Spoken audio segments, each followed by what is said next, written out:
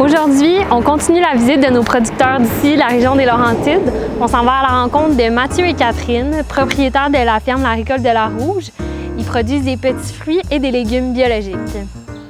Bonjour, moi c'est Catherine Balthazar, copropriétaire de la ferme La Récolte de la Rouge avec Mathieu Roy, mon conjoint. On a démarré la ferme en 2016, donc c'est notre 5e année cette année. On avait le projet de faire des petits fruits bio, un produit qui n'est pas beaucoup sur le marché au Québec. Puis c'était le début d'une aventure haute en couleurs. Rocambolesque. On est parti ici sur la terre, c'était que du foin. En fait, on a pris un bail de location de 30 ans sur la terre, puis c'était de la grande culture, donc tout était à faire. Il n'y avait pas de bâtiment, pas d'eau, pas d'électricité. On est vraiment parti de rien avec des vieux tracteurs qui ont d'ailleurs brisé les premières semaines d'opération de la ferme. Puis on s'est vite rendu compte qu'il fallait diversifier un peu le temps de se faire la main dans les petits fruits. Donc on a aussi fait des légumes. On fait des légumes diversifiés. Oui, c'est ça. Puis tu sais, on est vraiment parti de rien. Puis tu sais, par exemple, la première année, on vendait des légumes au Fairmount à Montagne de ski, là, au Mont-Tremblant. Puis, tu sais, ici, on n'avait même pas d'eau, donc on les cultivait, mais là, on les récoltait, on allait les laver à notre appartement qui était à La Conception, à 6 km plus loin. On les lavait, puis ensuite, on allait les livrer tout de suite. Tu sais, ça a commencé comme ça, tu sais. Là, c'est sûr que là, ça a évolué, on investit plus, mais, tu sais, l'agriculture, ça prend beaucoup de capitaux lorsqu'on part de rien, lorsqu'on n'est pas une famille ou des enfants issus d'une famille d'agriculteurs, tu sais, qui prenons la relève d'une ferme déjà établie, il n'y avait rien du tout. Donc il fallait tout acheter, tout faire, tout. Là, on s'en vient pas si mal. Cette année, c'est une année rocambolesque, mais vraiment dans tous les sens. Là. C'est des records de froid, des records de chaleur, une sécheresse hyper sévère, comme on ne l'a jamais vécu au Québec jusqu'à présent. C'est une sécheresse historique. On a eu un 11 mm de pluie avant hier. Ça faisait des semaines et des semaines qu'on n'avait pas reçu plus que 1 mm qui part dès le lendemain matin parce que dès qu'il fait soleil, pouf, ça s'en va tout en évaporation. Donc là, c'est une pluie semi-significative. On est content, mais on a quand même plus d'eau dans les temps d'irrigation. Donc là, il faut irriguer, mais on n'a presque plus d'eau. Donc là, on s'en va vraiment... il faut qu'il pleuve plus. Il faut vraiment qu'il pleuve plus. On va souhaiter ça. Maintenant, on va vous faire un petit tour privé de la ferme, puis on va vous montrer là, tout ce qu'on cultive, autant les petits fruits que les légumes. Donc vous avez quitté la ville de Montréal pour venir vous installer à Brébeuf, dans le coin des Laurentides, c'est ça? Exactement, on a fait ça. Oui. Puis pourquoi vous avez décidé de quitter la ville et de changer de mode de vie complètement? Moi, j'étais déjà conseiller pour des agriculteurs, mais au centre-ville de Montréal, pour un organisme là, qui œuvre un peu dans ce milieu-là. Puis, ben, j'avais déjà, dans ce milieu-là agricole depuis quasiment 20 ans maintenant. Catherine est biologiste, c'est connexe. Puis là, ben, à conseiller des jeunes agriculteurs qui partent des fermes, ben, au final, tu sais, ça donne le goût d'en partir une aussi. Donc, c'est exactement ça qui s'est passé. En fait, suite à notre rencontre, là, dans le fond, on a eu ce projet-là ensemble. Donc là, qu'est-ce qu'on s'en va visiter maintenant? L'agriculture biologique a ses défis, bien évidemment, des défis qui sont très, très difficiles à surmonter. Dans ce cas-ci, on a un problème avec un insecte qui est le doryphore de la pomme de terre, qui massacre tous les plants là, à vitesse grand V en ce moment. La seule chose qu'on peut faire, c'est de les frapper puis de les écraser. Il n'y a rien d'autre qui fonctionne. Okay. Donc, en ce moment, on a des employés qui le font, ainsi que des gens qui sont venus nous donner un coup de main bénévolement aujourd'hui pour le faire. Donc là, vous voyez, ils ont presque fini le champ. Ça va être fini dans à peu près 30 minutes. Ça va avoir pris à peu près 3 heures pour faire tout ce champ-là. C'est un 3 heures que je considère qui est bien investi. Donc là, à côté ici, on a d'autres plants. C'est quoi c'est exactement? Bien, ça, c'est toutes nos courges d'hiver qui, cette année, il y a beaucoup de défis, mais s'il y a un légume qui profite de la météo puis de la chaveur, c'est définitivement la courge. Puis là, c'est ça, parlons-en, il y a une canicule aujourd'hui en ce moment. C'est quoi les impacts que ça a sur votre terre? Ça a été la pire saison de fraises de toute notre histoire. Ça fait que les fraises sont beaucoup plus petites. C'est beaucoup plus long à récolter, ça coûte plus cher. Ça a duré beaucoup moins longtemps. Les plants ont comme arrêté de produire soudainement. Ils ne produisaient pas des nouveaux fruits. C'est fini. Donc, ça a duré 3 semaines, puis on n'en parle plus. C'est particulier. C'est vraiment, vraiment notre pire saison. Ça, c'est la chaleur intense qu'on a eue.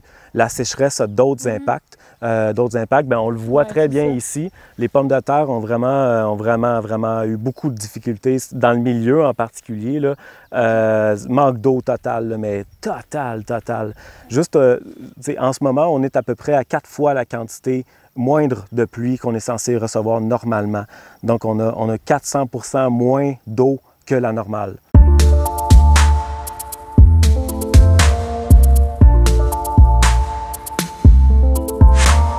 Donc là, ici, qu'est-ce qu'on trouve? La tomate de champ. Il y a 2 types de tomates. Dans le fond, ici, il y a la tomate déterminée, puis il y a la tomate indéterminée. Déterminée, on ne la tutore pas parce que ça fait comme un buisson, puis ça produit tous ses fruits en même temps. L'indéterminée, elle pousse à l'infini. C'est le même type de tomates qui sont utilisées en serre. Donc, il faut mettre des tuteurs, des cordes pour la garder debout parce que sinon, ça fait une espèce de long...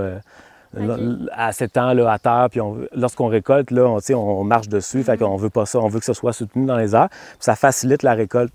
Puis la tomate de champ, bien, c'est en perte de vitesse là, chez les producteurs maraîchers parce que c'est toujours plein de problèmes, mais c'est juste complètement hallucinant là, en termes de goût.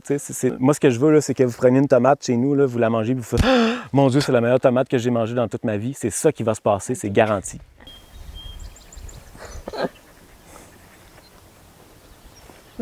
Puis? Ça goûte le soleil, hein? Oh mon Dieu, ouais. Elle est vraiment belle. Donc, l'agriculture biologique, ça comporte aussi ses défis, hein, notamment avec les insectes, que c'est plus difficile.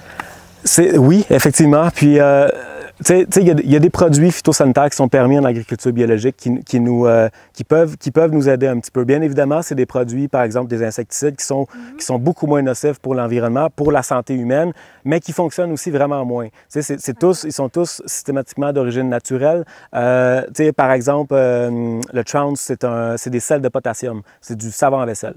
Exactement la même formulation chimique. C'est ça qu'on peut utiliser contre les pucerons, par exemple, contre les thrips ou ce genre de petits insectes-là.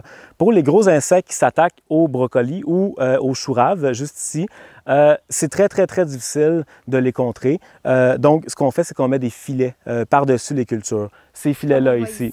Ça, vous pouvez imaginer, là, ça coûte très cher. Non seulement le filet coûte très cher, mais en plus, il y a la main-d'œuvre. Tu sais, comme mettre les arceaux, mettre le filet. Ah là, il faut aller désherber, enlève le filet. Désherber vite parce que sinon les insectes vont venir pour massacrer les cultures.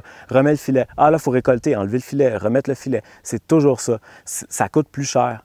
T'sais, ça coûte plus cher. C'est tellement facile l'agriculture conventionnelle. T'sais. Un insecte, un produit, voilà, c'est fini, on n'en parle plus. En bio, on n'a pas cette facilité-là. C'est toujours plus compliqué, plus long, plus de main-d'œuvre. Puis c'est pour ça qu'on met des filets aussi, parce que on met rien. On met un filet, mais on ne met pas de produit qui peut nuire à la santé des gens. Donc, on est vraiment très content d'avoir fait ce choix-là.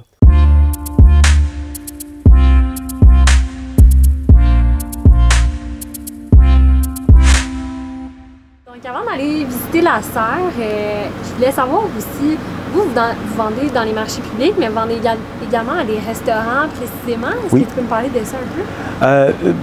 Notre mise en marché a commencé avec les restaurants surtout. Puis par la suite, on s'est diversifié un peu là, avec le marché public, les paniers hebdomadaires, ainsi que les épiceries. On vend aussi à des petites épiceries indépendantes. Moi, la première ferme où j'ai travaillé c'était un stage à l'école d'agriculture. Donc, mon premier stage, c'était sur une ferme qui fournissait des restaurants dans la région de Québec. Le Château Frontenac, l'Initiale, le Laurie Raphaël, là, avec Daniel Vézina, etc., etc. Fait que j'ai appris à travailler avec les chefs à ce moment-là. Puis j'ai tout de suite adoré ça. C'est le fun, tu sais. Parce que les chefs, ils te donnent un feedback sur ton produit, tu sais. Hey, j'ai fait telle affaire avec tes haricots romano, etc. T'sais. Fait que c'est vraiment trippant.